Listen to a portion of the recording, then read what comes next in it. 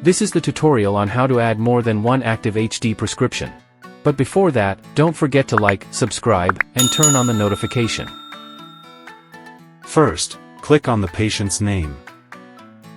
At the submenu on the left, choose HD prescription. Click on the plus icon on the bottom right. Fill in the HD prescription for patient.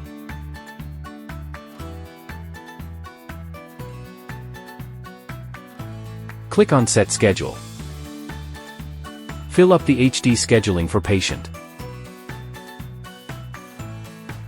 Click Save. The first HD prescription are now activated.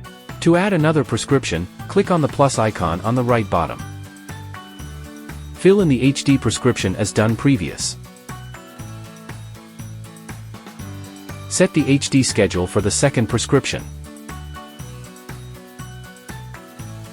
The start date should be after the end date of the previous prescription. A warning will appear at the bottom if the dates are overlapping. After finish the HD scheduling, click Save. Now, we can see that there is more than one HD prescription with the active status. Thank you for watching. Here are some video suggestions that you can also watch.